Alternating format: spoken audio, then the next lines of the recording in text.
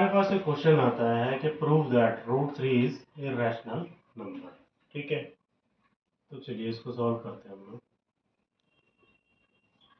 हमने प्रूव करना है कि रूट 3 जो है आपका दैट इज इरेशनल नंबर। तो हम सबसे पहले एज्यूम करते हैं let root 3 is rational number. If root 3 is a rational number तो हम क्या लिख सकते हैं, रूट 3 को p/q की फॉर्म में लिख सकते हैं, क्योंकि हमें पता है कि दो पॉजिटिव इंटीजर्स हैं। ठीक है, और ये एक रैशनल नंबर है। ठीक है, चलिए इसको फर्दर हम डिवाइड स्क्वायरिंग बोथ साइड करते हैं।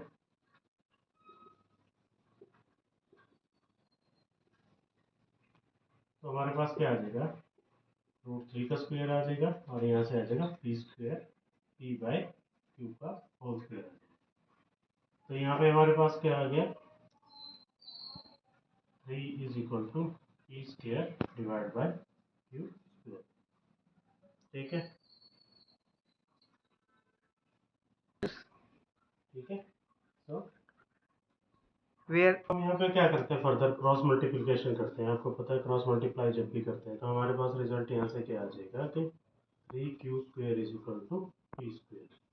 ठीक है, तो q² is equal to p²/3। यहाँ पे हमारे पास वैल्यू आ गई q² की कि p²/3। If divisible by 3 then हमारे पास p is also divisible by 3 होगा। p हमारा डिवाइड 3 से डिवाइड होगा, तो हम यहाँ पे एज्यूम करेंगे let p is equal to 3r। ठीक है,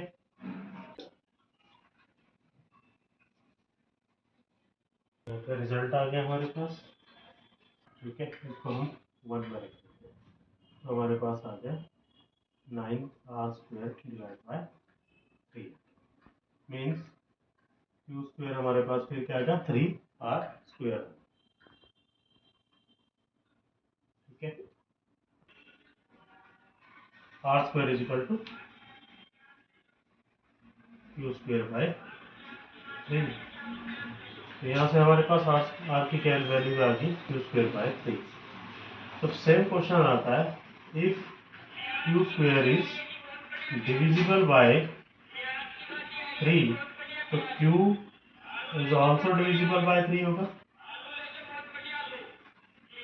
ठीक है, हमें क्या पता है, p and q both are co-prime numbers, but p and q क्या है, co-prime नंबर है, co-prime नंबर्स।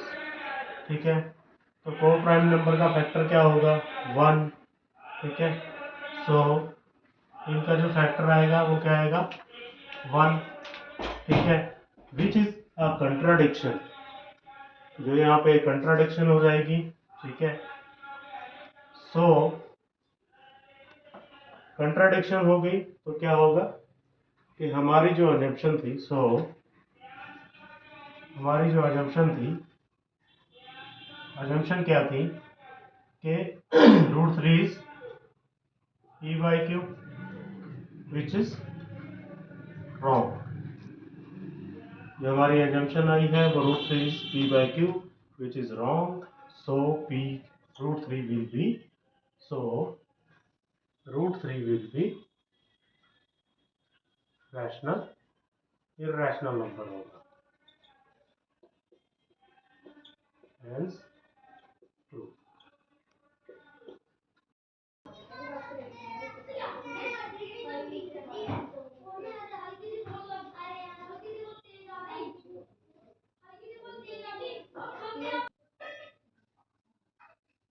इसमें हम एज्यूम कर लेते हैं जो रूट 2 है वो क्या है, रैशनल है।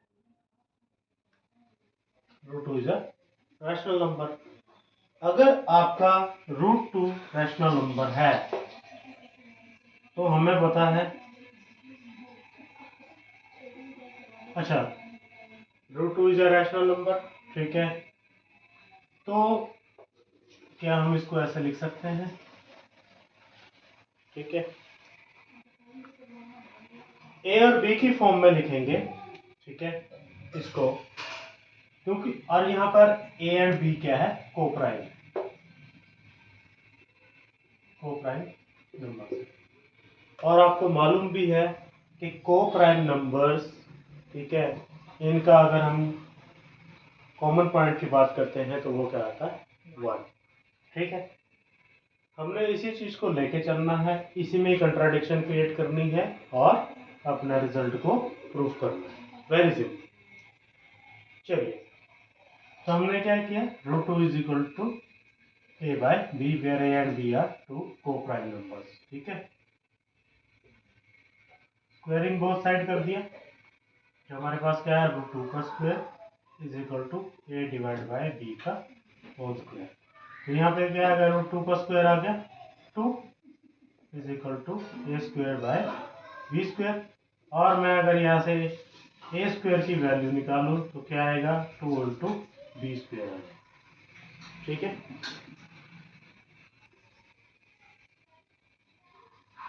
और यहाँ पे अगर मैं बी स्क्वायर की वैल्यू निकालूं तो that is a square by 2। It means, ये क्या कहना चाह रहा है कि अगर आपका ए स्क्वायर 2 से डिवाइड हो रहा है तो आपका ए भी 2 से डिवाइड होना चाहिए, ठीक है, clear. If this A is dividing by 2 A square, then आपका ए भी डिवाइड होना चाहिए आर। ए की वैल्यू हमने क्या ली, 2r। तो यहाँ पे जब हम इसकी वैल्यू को पुट करेंगे तो आपके पास क्या आ जाएगा, B square is equal to 2r का square upon 2 means 4r square by 2, ठीक है। 4r स्क्वायर बाय 2 आ गया, मीन्स 2r स्क्वायर आ गया हमारे पास यहाँ पे वैल्यू, मीन्स हमारे पास क्या आ गई, 2r स्क्वायर, ठीक है। स्क्वायर की मैं अगर यहाँ से वैल्यू निकालता हूँ तो क्या आ जाएगा, बी स्क्वायर बाय 2, विच, फिर दोबारा वही चीज कि अगर बी स्क्वायर 2 से डिवाइड हो रहा है तो बी भी 2 से डिवाइड होना चाहिए, ठीक है। बट बी एंड ए यहाँ पे क्या है, both are coprime factors. Coprime factors का हमने क्या बोला है, जो कोप्राइम नंबर होते हैं उनका कॉमन पॉइंट क्या आता है, अगेन 1, ठीक है, means which is a contradiction, ठीक है, as A and B are coprime numbers, coprime factors हैं, तो देन आर अजम्पशन इज, जो हमारी अजम्पशन है, इज रॉन्ग। तो हमारे पास यहाँ पे क्या आया, देखो, हमने कहा कि A and B are coprime numbers हैं। कोप्राइम नंबर के अगर हम कॉमन फैक्टर की बात करते हैं तो 1 आता है, बट हमारे पास यहाँ पे क्या आया है, अगर मैं इन दोनों के को प्राइम फैक्टर की बात करता हूँ, वो क्या है हमारे पास, 2 आया, विच इज, तो इसलिए क्या हुआ, हमारी एजम्पशन टोटल गलत हो गई। जो हम रैशनल मान के चल रहे थे, √2 को रैशनल मान रहे थे, तो यहाँ पे क्या आ गया, वो हमारा √2 is not rational, that is irrational.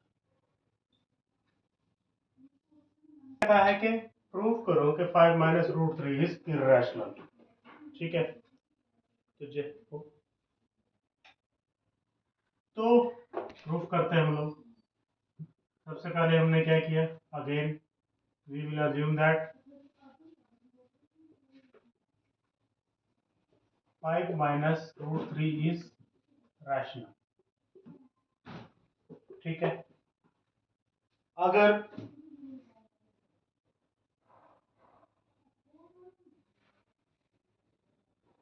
हमने इसको रैशनल माना क्यों माना है हम contradiction? To create a contradictory. Okay, क्या करेंगे? कंट्रा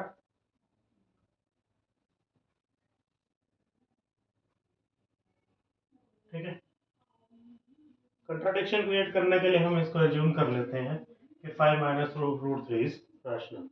ओके, अगर 5 माइनस रूट थ्री रैशनल है, ठीक है, तो हम इनके को प्राइम नंबर फाइंड आउट कर सकते हैं।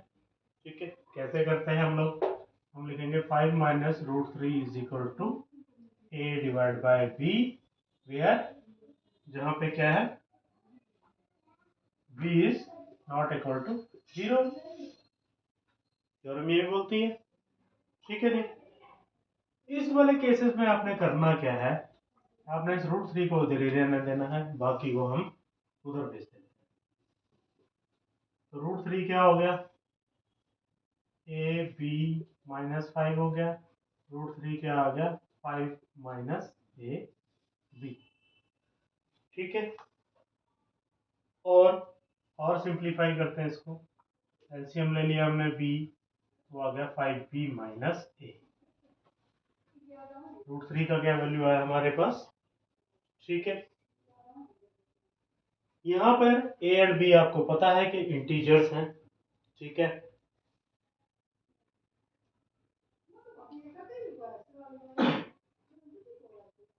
सो इस वाले पार्ट की बात करें, since A and B are the integers, तो ये वाला पार्ट क्या हो गया, रैशनल। ठीक है, बट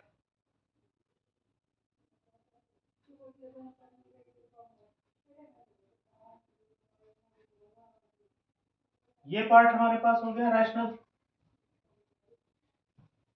ठीक है, अगेन एक कंट्राडिक्शन क्रिएट हो गया, तो हमारे पास यहां से क्या पता लग गया कि रूट थ्री क्या है, ये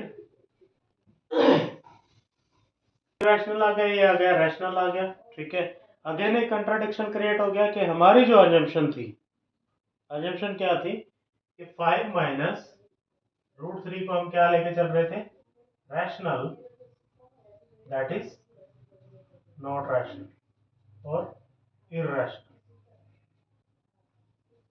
ठीक है,